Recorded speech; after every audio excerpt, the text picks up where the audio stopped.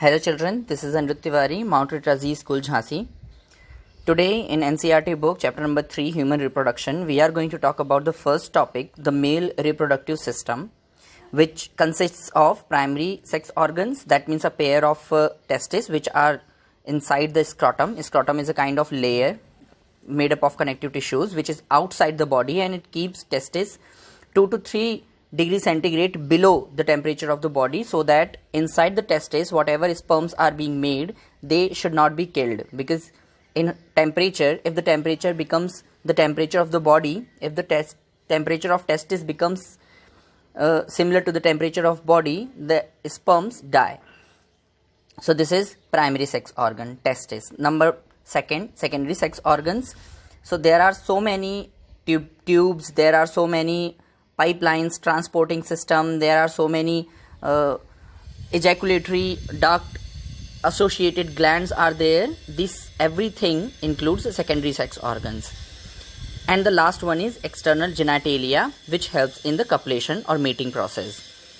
Testis, as I told you already, that it is inside the pouch or cavity which is known as scrotum. Scrotum keeps the temperature of the testis below the temperature of the body, so that sperms should not die. Each testis, if I talk about testis only, each testis contains 2 to 250 testicular lobules.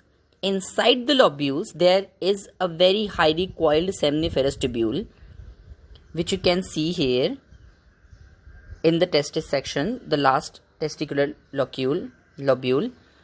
And inside the testicular lobule, seminiferous tubule is found, 2 to 3 seminiferous tubule. And if you cut the seminiferous tubule, you will find two things there in seminiferous tubule. One, it has sperm mother cells which make sperm, and number second, it has male germ cell also you may call. And the second, it has Sertoli cells. When male germ cell develops into sperm, at that particular time Sertoli cells give nutrition to the developing male germ cells. If you see outside the seminiferous tubule, you will find interstitial cells which synthesize male sex hormone or androgen. They are also known as Leydig cells. So this is all about one testis, and inside testis testicular lobule, and inside testicular lobule seminiferous tubule. Now when the sperms are made, they come out of seminiferous tubule and they go inside the rete testis. From rete testis, they go inside the vasa efferentia, which takes the sperm outside the testis. Vasa efferentia pours the entire sperm or the material in one very highly coiled tubule known as epididymis. And from epididymis, there is one pipeline which takes the entire material at the time of ejaculation outside the body of male, which the pipe is known as vas deferens. When vas deferens reaches to the urethra from where it has to go out, it meets with 3 glands in human male. Number 1, seminal vesicle, number 2, prostate gland, number 3, bulbourethral gland. What they do, they produce fructose, high amount of base, a bit amount of acid, a bit amount of enzyme, hormones and other things. Why fructose is produced? Fructose is produced by seminal vesicle. Why fructose is produced? Because male sperms need to reach to the fallopian tube of female, and it is delivered at the vagina. From vagina they have to cover a very long distance. So for that sperms move freely.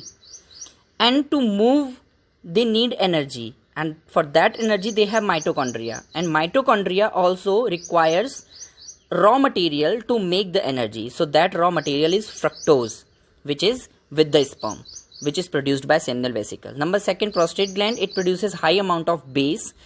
A bit amount of acid is also produced. Why acid is produced? Because sperms may die or may coagulate among themselves. They may stick among themselves. To just make them free from one another, a bit amount of acid is produced. And base is produced because female vagina is highly acidic. Sperms may die when they go inside the female vagina. So just to neutralize the female vagina and neutralize its acidity, high amount of base is produced by human male from prostate gland, and bulbourethral gland produces lubricants which lubricate the penis. So this is the entire structure of human male reproductive system. From urethra, the sperms also go out, and from urethra, urine also passes out. When urine is passing out, sperms do not pass out. When sperm passes out, urine cannot be passed. So this is all about human male reproductive system. Thank you very much.